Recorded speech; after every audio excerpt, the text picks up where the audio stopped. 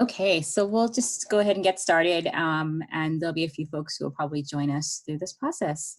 Well, thank you so much, everyone, for joining us for this PACE virtual event seminar. So this is a first in a series of monthly events that will be hosted by Marilyn Kaufman and the Office of Career Services. Please make sure you are checking out our website for the topics, for the upcoming topics. I know when you registered, there was the option to register for future ones as well. We'll be adding in November as well as December, so stay tuned for those. My name is Samantha Gordon. I'm the Director of Alumni Engagement here at PACE. And, you know, we have been, since we've pivoted to social distance and with the pandemic, we've been working on finding ways to continue to bring programs to our alums that are meaningful to folks and to keep you connected to each other and to the PACE community. So I hope that, you know, as part of joining this seminar, that we are sort of achieving that goal, and this is a step towards that goal. So just a few notes before we get started and I introduce Marilyn. If I can ask you all to make sure that your devices are on mute while the seminar is going on, just so that there isn't that additional background noise, that'd be very helpful. Also, if you have any questions while the presentation is going on, please feel free to put them in the chat box. And you know, we'll definitely, you know, at the end of the session, we can read those out to Marilyn. During the question and answer portion, I encourage you to unmute yourselves and show your video and to chat. This is meant to be an interactive session, and there will be a question and answer period at the end. All right. Now for the reason you joined us, I'd like to introduce you to Marilyn Kaufman. Marilyn is a career counselor in our career services department. Her work is specifically centers around alumni. She's the designated career coach for PACE alumni. Marilyn has been in this role for over 5 years. Prior to that, she served as the VP of Client Relations at Gallup Consulting. So she brings with her a wealth of knowledge and career coaching from many different experiences as a recruiter for 2 Fortune 500 companies. Marilyn is a wonderful resource for our alums. So with that, I will turn it over to Marilyn. Okay, thank you so much, Samantha, and thank you all for joining today. I appreciate it and look forward to interacting with you after this session. What a ride we've been on this last 6 months. No one could have predicted. We went from the lowest unemployment rate to over 10%, the highest. And in talking to many of you during the last couple of months, I know a lot of you have been furloughed, a lot of your jobs, you've been downsized, and some of you, your career paths have just decimated. You know, people in the entertainment field and event planning, and it's just a whole new world. So today, I wanted to hopefully give you some information that will help you. I'm trying to forward this. Let's go. Okay.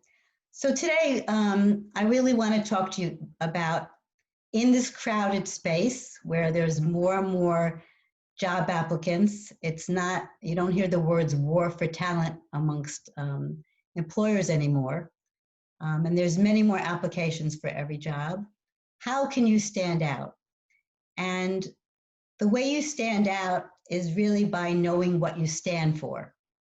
And that's what the essence of personal branding is. Oops. Sorry, I'm advancing this.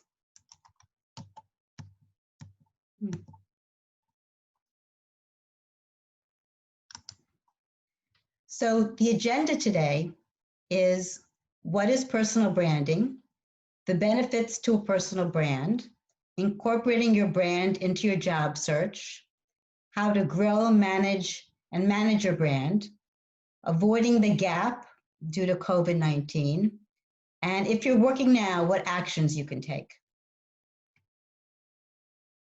So because we have a lot to cover in material, and there's many people on the call, that's why we are going to take all the Q&A at the end.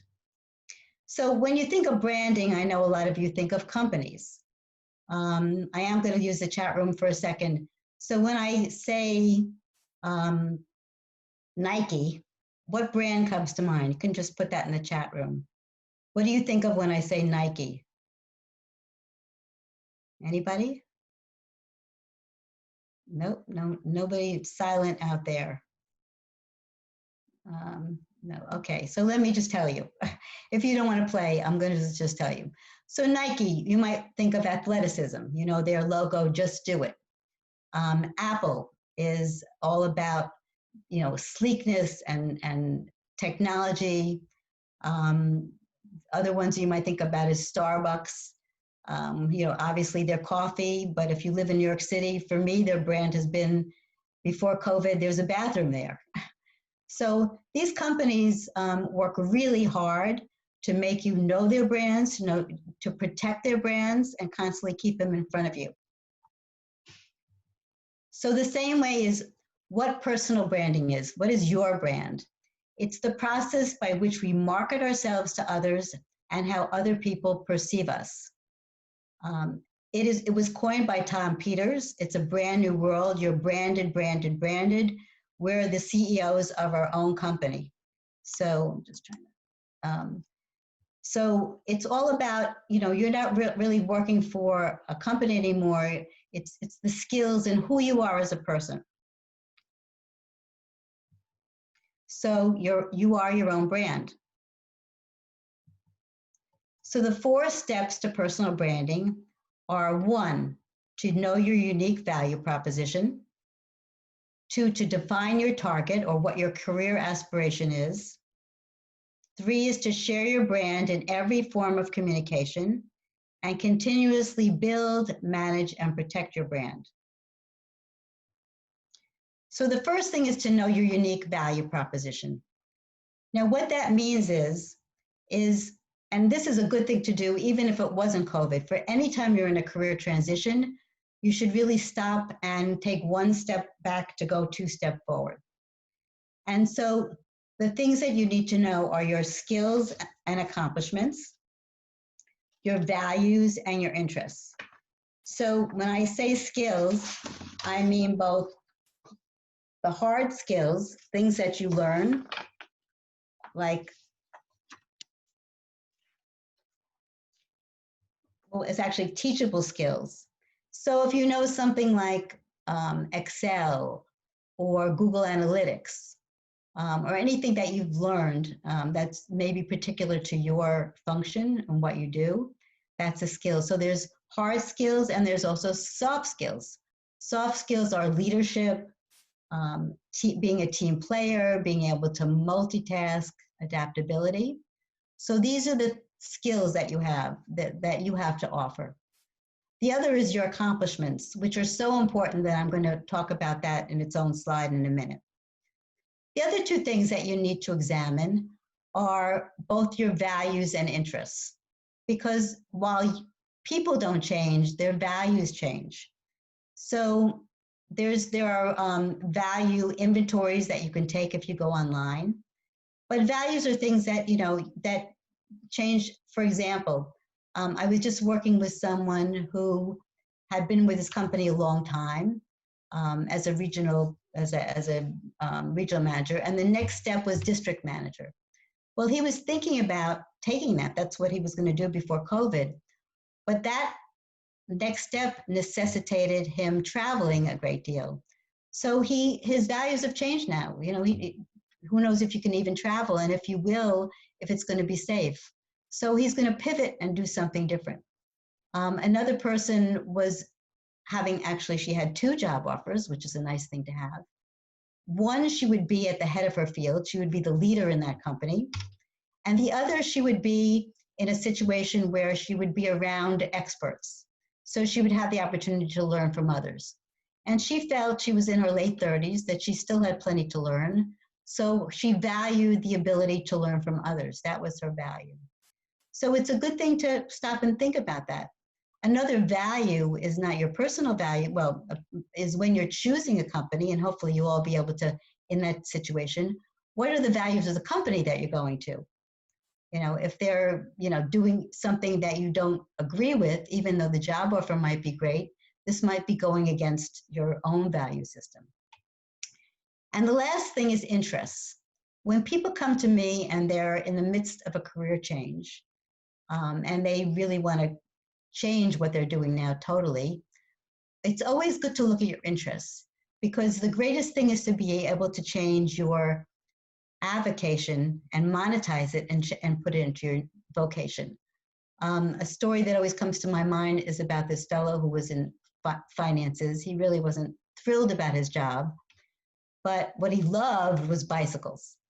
And he used to tinker with them all the time. And he decided that even before COVID, he was going to just get out of the finance business and open his own bicycle repair shop.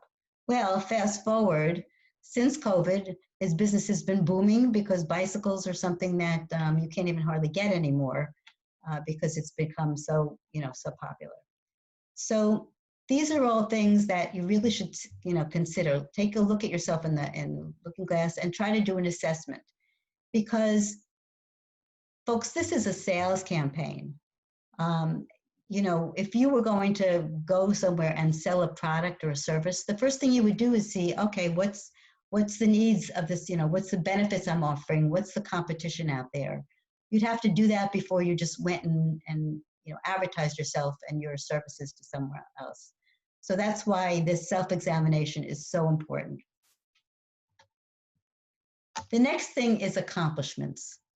For me, as having been a recruiter, the only way that I know if, how you're going to be in my company going forward in the future is to know what you've done in the past.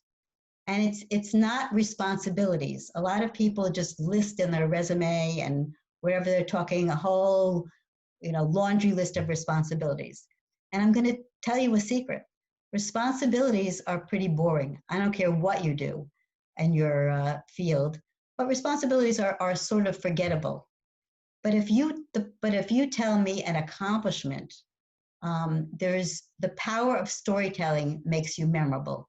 I see so many people in my job, or I talk to them on the phone now or Zoom calls, and I really won't remember, your third bullet down on your resume.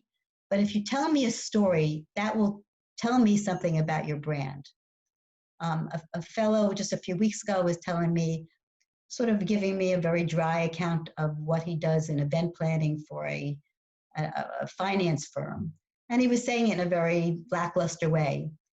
And then I said, well, what about, has there ever been a time where, you can really say that you're proud of something that you've done? And he lit up and he talked about a number of years ago when he worked for Madison Square Garden and how he had organized this whole Super Swan Standy concert. He was able to get the venue and the creative people and put together the promotions.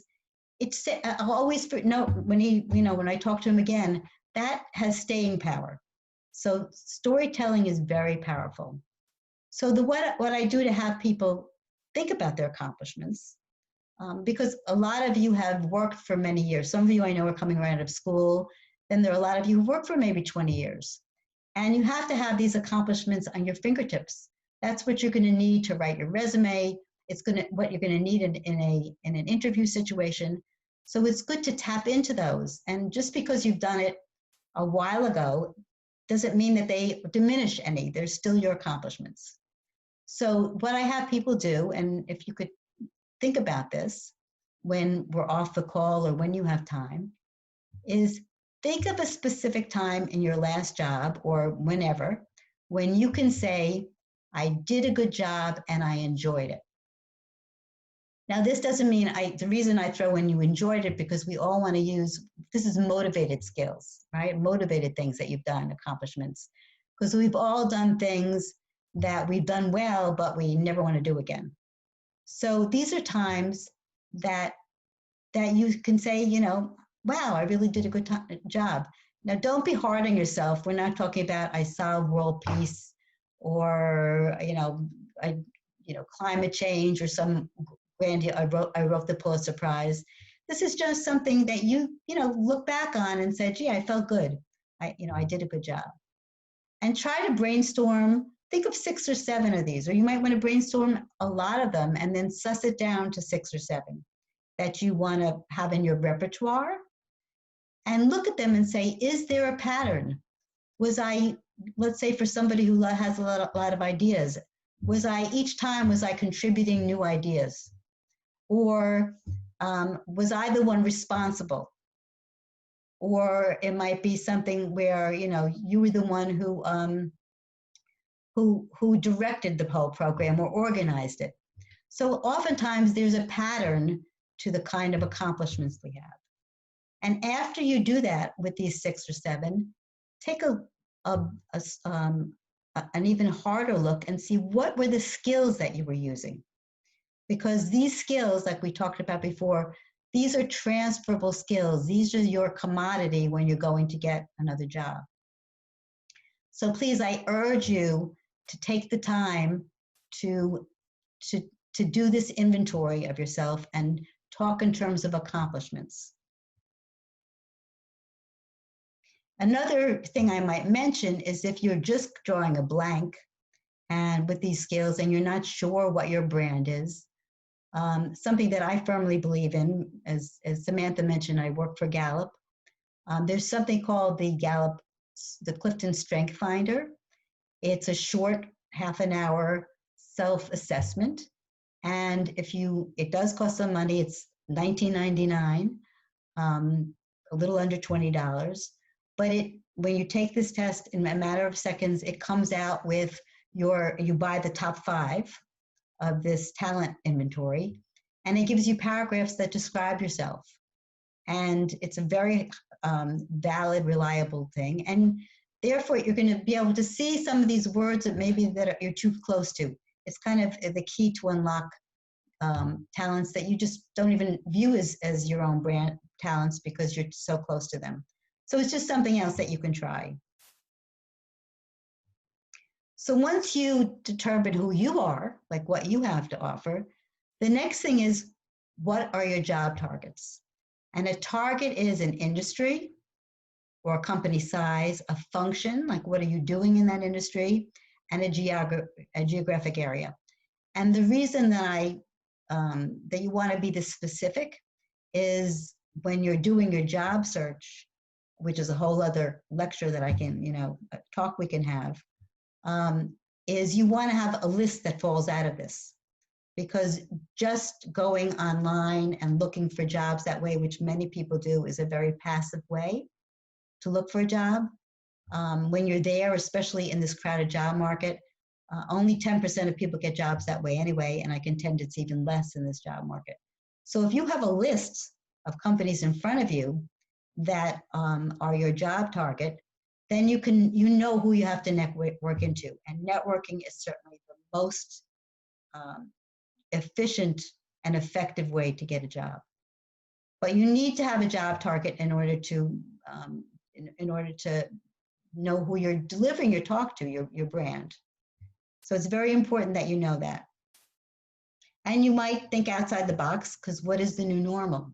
It might not be what I had just mentioned, things like event planning, which is retrenching now. It's going to be done in a different way. But Zoom, streaming, all those kinds of things that are in this new normal might be whole new career paths for you. So you need to define your target. I like this quote: "To the person who does not know where they want to go, there is no favorable wind." If you're just all over the place with your job target, it's not going to help you. It's okay to have a plan A and a plan B and even a plan C, but you should prioritize them. And when you're working plan A, your first choice, just put all your efforts into that. So then once you decide on a target, after you identify it, before you launch a whole campaign, you really should conduct in-person, or now can't be in person, but informational interviews, and do some online research. Because oftentimes what you think is going to be perfect for you is not what it is all cracked up to be. So if you talk to somebody who actually has that job, then you're much more able to understand, really, is this for me or not? You ask them what's satisfying about it to them and what isn't, and even what company they work for, because each company has a different culture.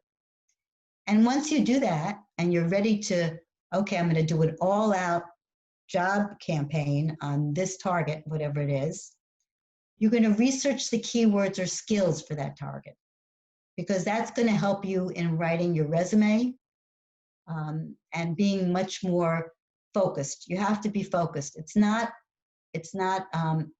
effective to cast a wide net.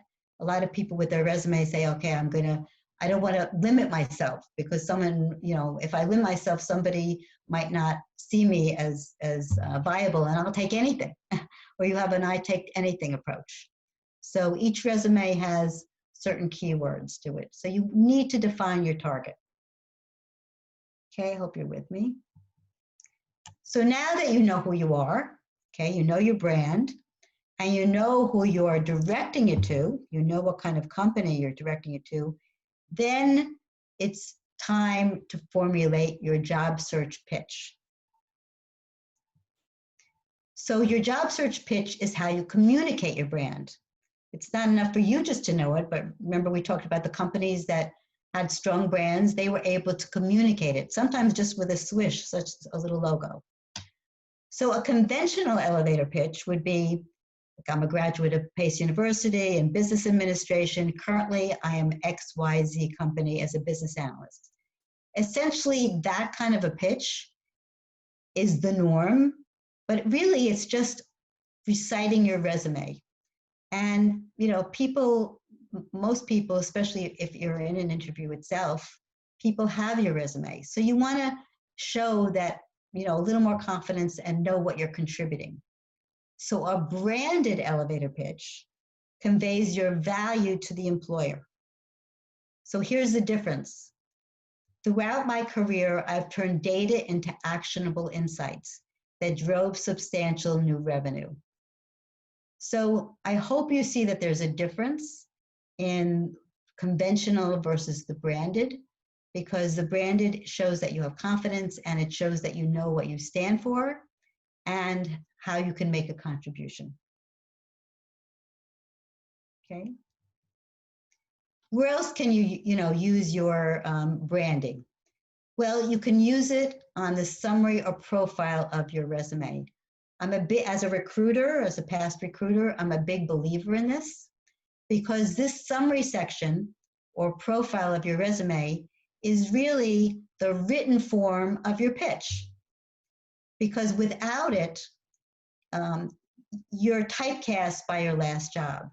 And that might be okay. You might want to, your future target might be the same thing you've been doing.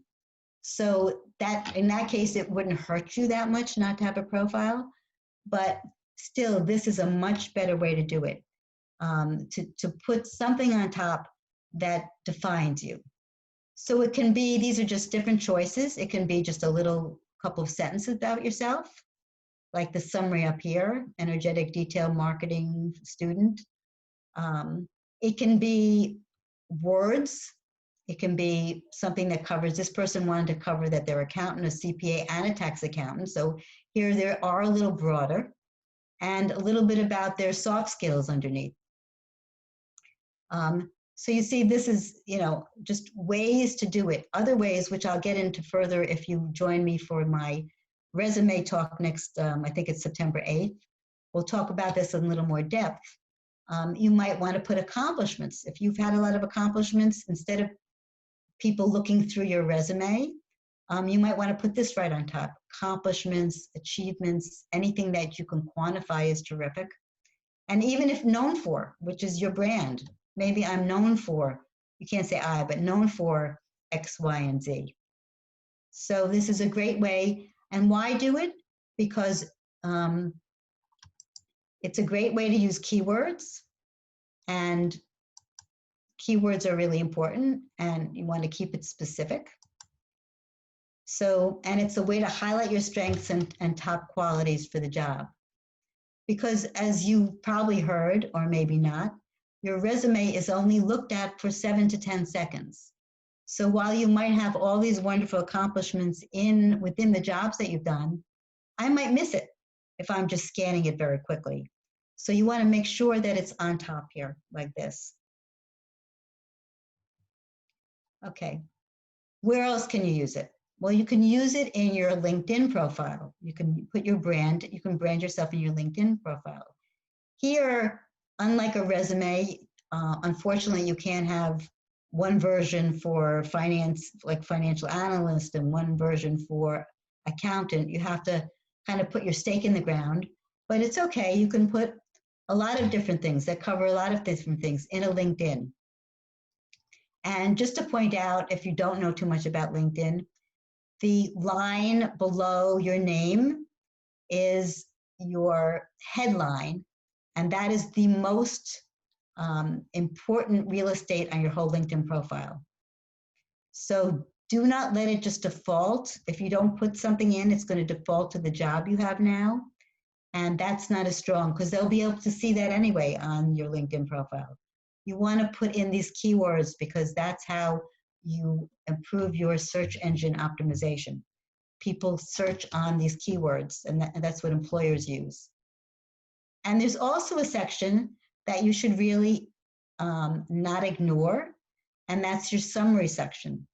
This is where it's still social media. So you can say I, in the resume, you have to write in the third person, but in social media, you can say I, and you can say I'm passionate about it, and you can, describe yourself and give a little bit more of your personality. And you have 2,000 words that you can put in there. So it's a really nice commercial about yourself. And also while I'm on LinkedIn, don't forget to put a picture because a picture counts for a lot.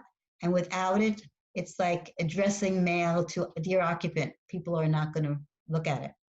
So a nice professional headshot is important. So just like companies would do, you want to manage and protect your brand across every different communication.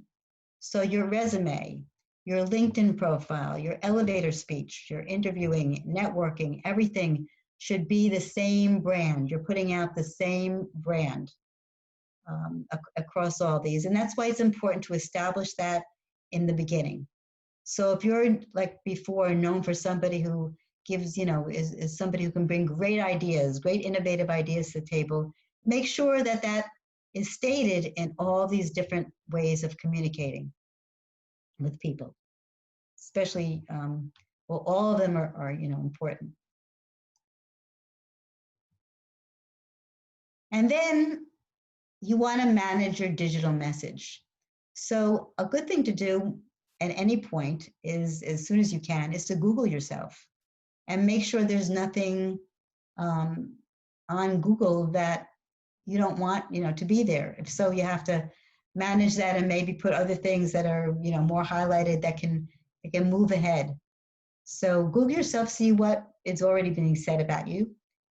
Clean up your digital dirt because recruiters use this information to make decisions. If you're a big party person and every time, you have tons of pictures and you're always having a drink in your hand, that might not be the greatest message. It might cause a red flag for a recruiter as opposed to someone else. It's amazing how this can be used against you. There was a woman in our office who was buying a co-op. She was a counselor in Lubin. She was going to buy a co-op and she was paying in cash and it was all set. And all she had to do left was to interview with the co-op board. Well, this woman was an expert interviewer.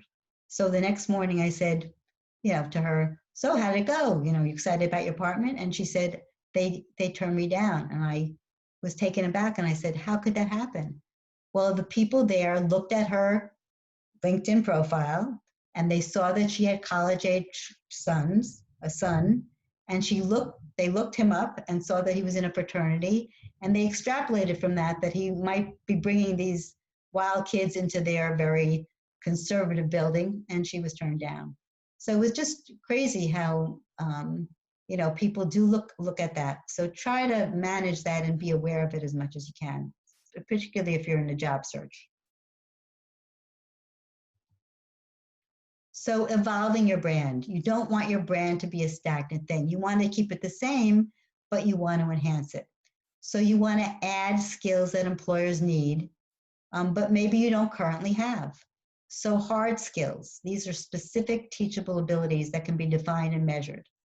I mentioned them briefly before. So Excel, quantitative analysis, ways to work remotely, Zoom, Blackboard, Ultra. When you are, if you do get messages from, or you're looking at job descriptions, and if you're constantly hitting the same wall, it's saying that you need Excel. You need to be a really expert in Excel for that company. And then you look at other job descriptions and it keeps saying Excel. Well, maybe that should tell you that that's time for you to take some kind of an online course and beef up your Excel skills so that you're not going to be turned down from jobs. Soft skills, okay, these are less tangible, but team player, flexibility, confidence, multitasking, all these are still skills that employers want. But these in particular are ones that you need to have that story. Remember what I said before about the power of storytelling. It's not just enough to say, I'm a team player. You need to give an example of when you were, in a situation where you had to work with a team. Because that's also going to come up in an interview situation. If it's central to a job, people are going to say to you, tell me about a time when you were a team player. Tell me about a time when you had, you had to do more than one thing at one time. You can't just say, yes, I can multitask. You have to give an example. And something that is very important, that is sort of a reaction to some of the applicant tracking systems, and all the career counselors, when we found out about this a few years ago, loved it, is jobscan.co. Please write that down if you don't know about it, jobscan.co. It's not a typo, it's CO. And what that is, it's free. And once what you do is it'll direct you through it, but you cut and paste your resume on one side. You cut and paste a job you're interested in, the description on the other side. And within a matter of seconds, it'll give you a percentage. That's not that important, but it'll give you hard skills and soft skills. So it'll say, you are missing, the job description said flexibility 3 times, but you didn't say that at all on your resume, right? You said it on your resume 0 times. So that means you need to add that somewhere. For that particular job, you have to add that somewhere on your resume.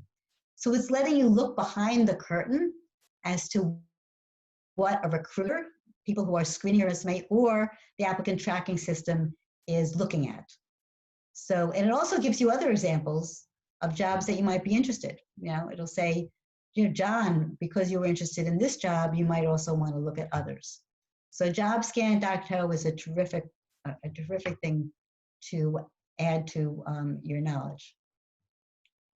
So here's some top skills that employers seek: tech savviness, strong work ethic, adaptability, particularly in this environment. We don't know what's coming next.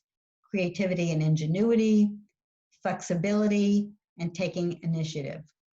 So highlight and emphasize them on your resume and also in your LinkedIn summary and headline.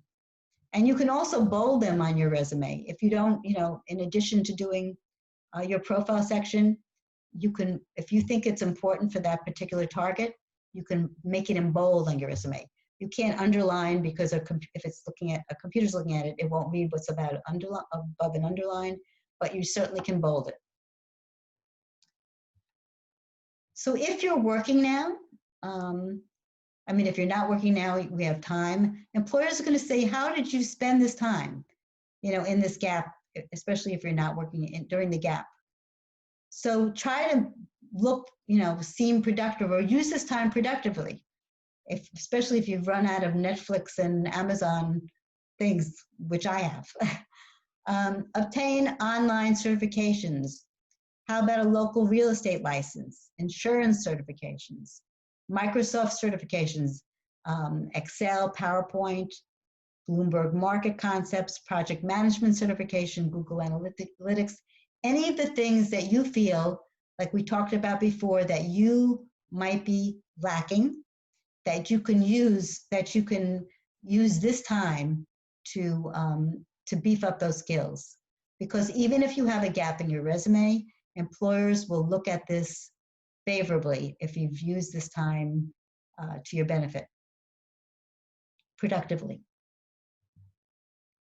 Okay, additional things to do now: practice virtual interviewing. I believe that the Career Center has a virtual interview workshop. Build up your network. Like I tell you, networking is so important to getting a job. It's the hidden job market, but it's just so important. LinkedIn will only work well if you have a big network. So you can start, if you haven't done that to date, you can start now. Reaching out to people, looking at Pace University, go to Pace University on LinkedIn, go to the alumni section, and asking people to connect with you. And get all these job documents ready during this time so that you'll be all set when maybe something in your field opens up. Okay, so what about if you're, I've sort of been more gearing this to people in transition who've lost their jobs. But what about if you are employed? Okay, so if you're employed, ensure you have the email addresses and organizational information of key people you want to keep in touch with at your current company. Because if you're in certain sensitive jobs, like I was in sales, when I lost my corporate job in 2008, your email is cut off, your work computer is dead to you from the minute they tell you that you're being downsized. So make sure you have the email addresses and that information. Ensure your personal files you have at work are backed up. Start building your career advancing network relationships today, both inside and outside your organization. Because that's, I always say to people, your network is your net worth. People who have a big network have less time in a job market. Get your job search marketing materials in great shape, including your resume and your LinkedIn profile. And prepare yourself to negotiate severance in advance, including outplacement, which is job search services that many employers give people if they let them go. And so please, ask about that, because it's very common for people to have that as part of their severance package. So in summary, continually identify, build, maintain, and enhance your brand. Update your elevator pitch, your resume, and your LinkedIn profile. Add to your network. I can't say that enough. Avoid the gap. Use this time wisely to build skills. And be authentic, consistent, unique, and visible. So I'm going to stop sharing my screen right now, and we're going to take some questions. I know that's a lot of material, but I think there's going to be recordings, so if you want to hear any of it again, you'll be able to do so. All right. Does anyone have any questions? You can write it in the chat box and I'll read it out, or feel free to unmute yourself and speak up.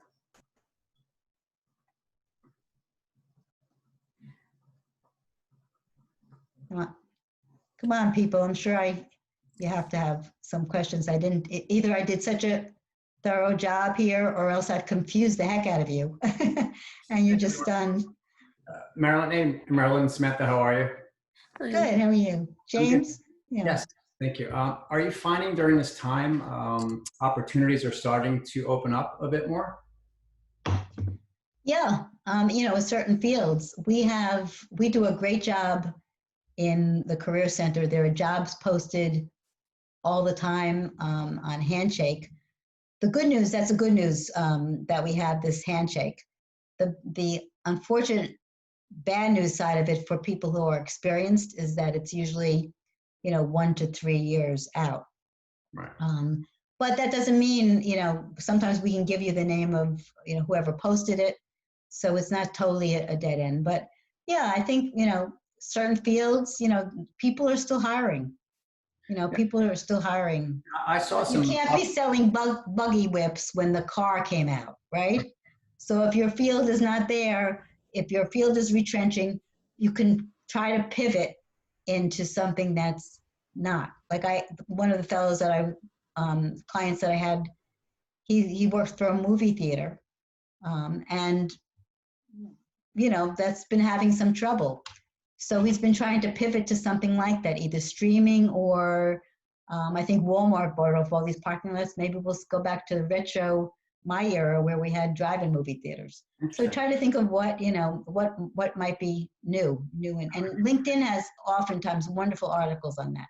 It does. And Marilyn, do you help folks that are like 20 years out that are looking to pivot right now during these times? Yes. Excellent. I have a whole mixed population. Yes. Okay, if I follow up with you? Absolutely. Thank you. So Marilyn, I have a couple questions in the chat box. Sure. One is a follow-up on the listing the skills on the resume on LinkedIn. So this person asks, what if their certificate was from LinkedIn or some online platform? How do you list that? And is it okay to say your certificate is from LinkedIn Learning? Sure. If you know it, I mean, if you feel like you have the skill, absolutely. And also, if you are in the process, but you haven't completed some kind of a certificate program, you can list that on your resume and put in parentheses in process. Okay. And then, so I think we've already kind of answered one of them, which is, do you offer placement assistance for alums who have graduated in the 80s? How about, let me just correct you. It's not placement assistance, right? We're not a placement office, really. We offer career advice. So I don't write resumes. I don't have the time to do that, but I help people guide them in terms of writing effective resumes. And I can point you to, you know, directions. Like I said, we have this internal database of jobs, but it's really not for people 20 years out. Those jobs are going to be more entry level. I just want to clarify that. This one is an interesting one. Do you have a suggestion for someone who has a common name? So when their name is Googled, someone else comes up and they have to constantly defend themselves and say it's not them. How do they create their brand with that issue?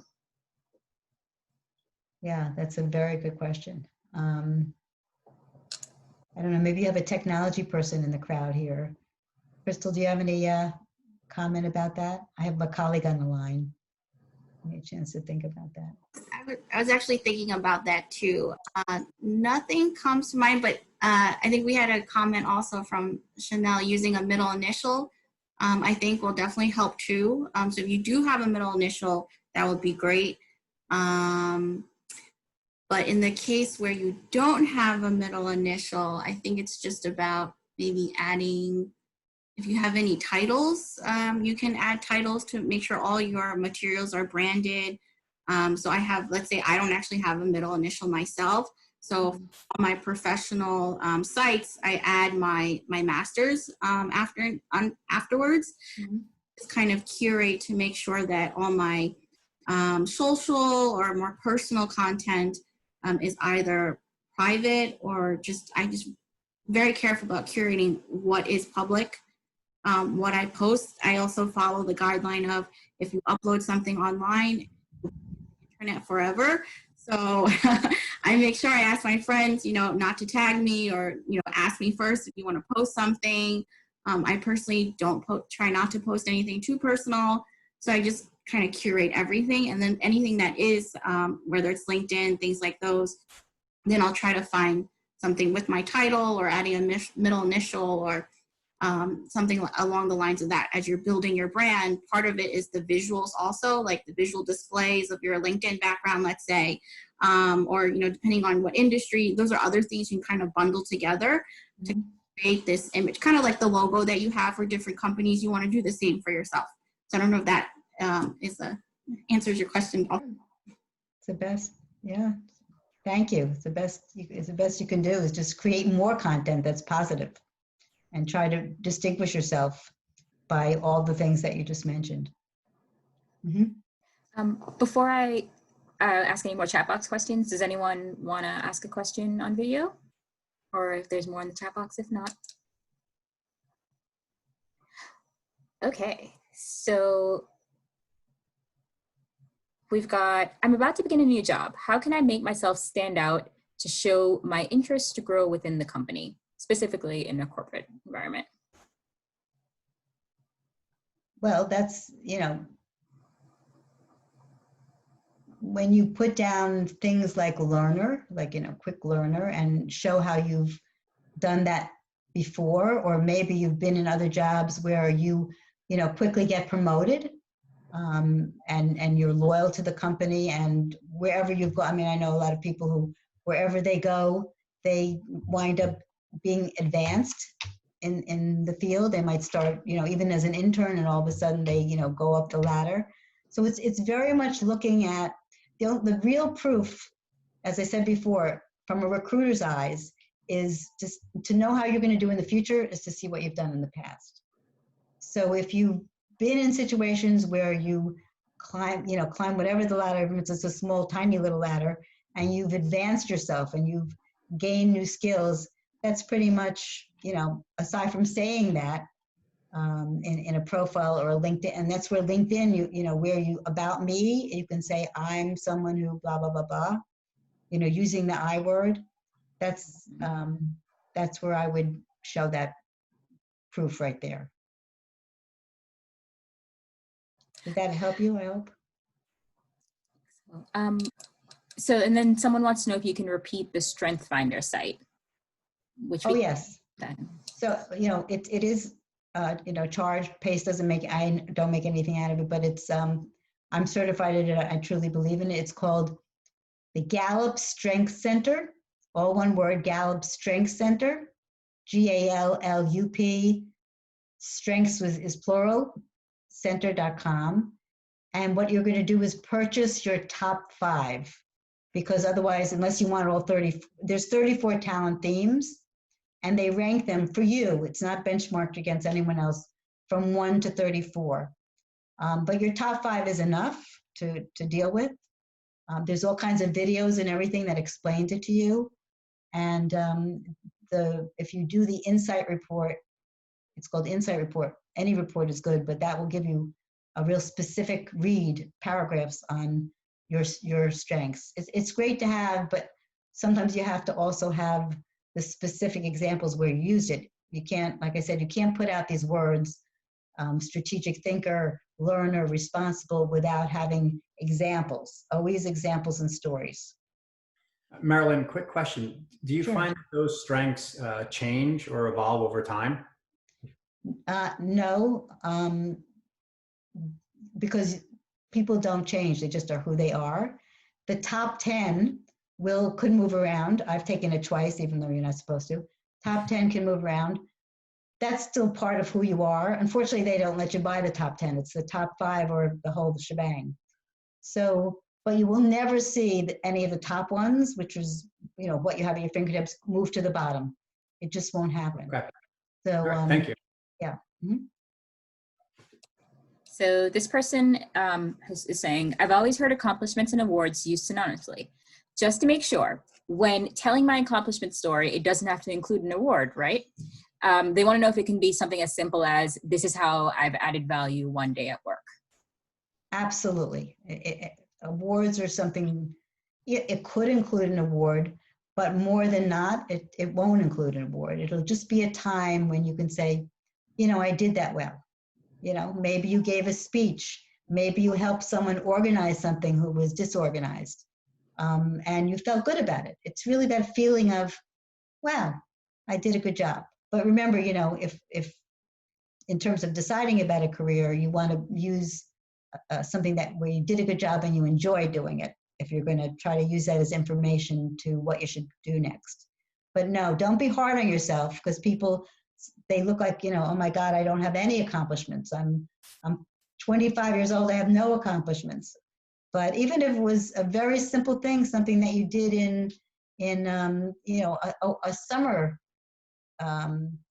camp or, program, it's still an accomplishment. And for those of you who are a lot of experience, if it happened not on, your current job, but it happened 2 jobs ago, that's still something that is part of you. And I'll be talking about that more on how to highlight that more in the resume workshop that we're going to do. So I have a few questions about the recording. I will share this recording. It'll be available on our website, alumni.pace.edu, in the Setters Gone virtual portal. And I'll send it in by email as well, just in case you lose the email, it'll be there. In terms of how to get in touch with Marilyn, I'll also share Marilyn's contact information in an email. But if you go to our website, alumni.pace.edu, and you look under our career services section, there's information about, Marilyn's information is listed there as well. So, and you can always reach out to PACE alum, email us, call us, and we'll remind you of where to find this information. Yeah. So a couple more questions. Sure. What are your suggestions on securing informational interviews or just networking in general, especially if you're an introvert? Yeah, introverts is extroverts rule in the job search. Sorry to tell you, but now that it's not in person, my daughter is she's a raving introvert. So she's almost happier in this. She doesn't feel like she has to force herself out there as much, and she's more comfortable with doing it online. So, if you're more comfortable with the written word, linking up with someone on LinkedIn is, a good thing to do. Let me just tell you, if you are feeling it's difficult for you, that's COVID, the silver lining here, are people are being very empathetic.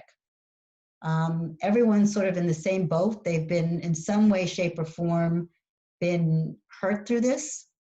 And a lot of them have, except if they have 3 young kids and they're homeschooling, God bless them, they have more time. They don't have these 2 hours of commute or whatever. So I think what I have been hearing is many more people are answering them on, through LinkedIn. But just remember, you don't want to just, connect with them. You don't want to do the default connect with me. You want to write something a little more personal. So if you saw their LinkedIn through PACE alumni, you want to make sure that that there's less degrees of separation. Say, oh, I noticed that you're a fellow alum of PACE and you're working at Disney, and I've always wanted to work at Disney, and it would be great if we could, have a Zoom call for 15 minutes just for me to tell you about your experience at Disney. And then remember, when you do that, you want to know what you want. You want to plan that call if they're so nice, to do that for you. Because what your end goal, your end game is for them to give you the name of someone that's closer to in your field, if they're not in your field. So that you might be just getting anyone, an employer, but they're sort of that fox in the hen house. They have the directory, and they might be able to give you the specific name of somebody that might be the hiring manager for you. And also remember, I don't think this has gone away, but many companies give employees incentives for getting good employees, for bringing in good people if they work out. Anything up to $1,000. And I think that that's still going to be true, even though there's many more people out there looking for jobs. Companies want good people. And just because there's more numbers doesn't mean that there's more, it's still going to be hard for recruiters to find the good people. So if that helps you in your introversion, but you have to be able to sell yourself, even if you're introverted, because that's what, you have as an employer, as a recruiter, I'm at risk. Just think about it this way. Think of my shoes. I'm at risk by hiring you. I don't want to make a wrong decision. So if you can speak with confidence, not cockiness, but confidence, there's a difference. That's going to make me feel more comfortable that you're the right person for the job. And even if you have to preface something by saying, I'm proud to say that I was #1 in my class. Those kinds of little prefaces sometimes takes away the sting of saying I was #1 in my class, So that might be a good technique for you. So we are just about at time. So I will send out an email with all this information, but I will ask if you joined us by phone today, if you can just reach out to PACE alum just to make sure that we have your email address, because sometimes it's very hard to tell who attended if you joined us by phone. Those of you who joined us via Zoom will be able to find your name and send you all that information. There was one more question, and I thought it would be really actually a very good question to ask. So do we have to ask that? It's from Charles. I am retired at 60 years old from 2 careers, and when I apply, I am told I'm overqualified. Should I minimize my accomplishments? No, I used to work with a group of people, and actually in a private practice, I work with more senior people. It's a very common thing that people feel like, people telling you you're overqualified.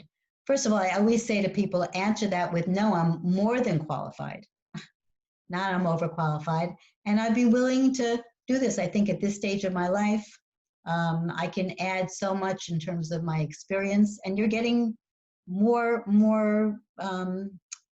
just more experience, more skills, and more knowledge. So no, don't ever diminish. It's going to come out, and that's not going to be a good technique. But saying that I'm overqualified, and always say that, look, if the job is the right thing, I'm sure it's going to work out. Just, try to defer salary that way, and always talk about the job. I'm interested in this job. I might have more qualifications than some other applicants, but I really have the passion for it. Wonderful. Well, thank you. Marilyn, do you have any closing thoughts or before we end? No, I just appreciate it. I hope people got something out of it. I will say that I'm part-time. I'm 2 days a week, so I can't be, if I don't get back to you or it takes a while to get an appointment with me, it's not because I'm not interested in you. I love each and every one of you, and I wish I could talk to you all day long, but I am limited to 2 days. And I just, I thank you for joining me. I hope you learned something, and I hope you'll, tune into the other sessions that we're having on resume interviewing and networking, I believe. Right, Samantha? They are, yes. And it's the second Tuesday of every month, except for, I believe, November, we moved that to the 3rd Tuesday. But if you check online, alumni.pace.edu/settersgonevirtual, you'll see the registration is there. So thank you all for joining us. Okay, thank you. All right. Bye. Have a great rest of the afternoon. Bye. Bye, thank you. Thanks, Crystal.